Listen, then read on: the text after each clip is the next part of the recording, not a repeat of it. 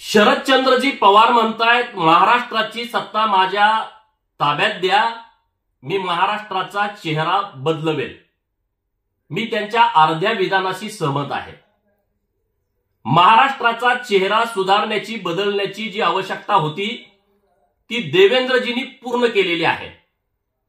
पवारांच्यामुळे फक्त महाराष्ट्राच्या पुरोगामी चेहऱ्याला जातीयवादाचा कॅन्सर झालाय। 50-60 वर्ष पवारांच्या हातामध्ये महाराष्ट्राची सत्ता होती, त्यांनी फक्त आणि फक्त महाराष्ट्र लुटायचं काम केलंय। छत्रपती शिवाजी महाराजांनी जी महाराष्ट्राला, हिंदुस्थानाला जी तेजाची झळाळी दिली होती ती या एकट्या पवारांच्या मुळे हरवली आहे। छत्रपती शिवरायांना अपेक्षित असलेला महाराष्ट्र जो 18 पगड जातींचा, 12 बलुतेदारांचा, तो 50 वर्ष फक्त पवारांनी स्वतःची प्रायव्हेट लिमिटेड कंपनी म्हणून चालवला। Pawar and Pawar private limited company, आता पवार आणि सुळे प्रायव्हेट लिमिटेड कंपनी। जाती जातीमध्ये वाद लावायचा, जाती जातीमध्ये झुंजवत ठेवायचं आणि प्रस्थापितांची घरं भरायची। आणि म्हणून याला कंटाळून महाराष्ट्रातल्या लोकांनी 2014ला परिवर्तन केलं।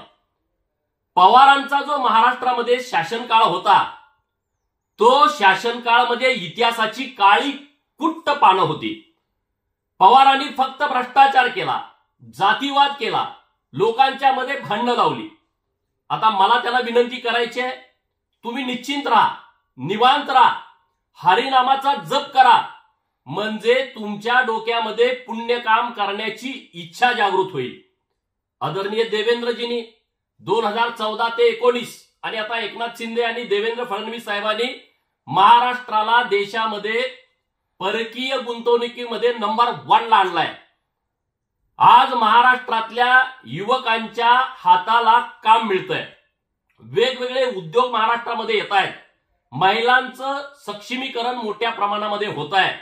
आणि मग ही जी महाराष्ट्राची प्रगती सुरू आहे ती पवारांना कुठंतरी खुपते आहे।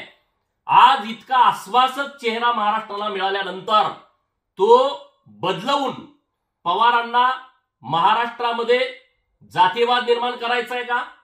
पवारांना महाराष्ट्राला दुबळं करायचं आहे का? पवारांना या महाराष्ट्रामध्ये जाती जातीमध्ये झुंजवून महाराष्ट्राची जी व्यवस्था आहे ती डिस्टर्ब करायची आहे का? दलित, ओबीसी यांच्यावरती नव्यानं वाद अन्याय करण्याचा अध्याय घालायचा आहे का? हा माझा सवाल माननीय शरदचंद्रजी पवारांना आहे।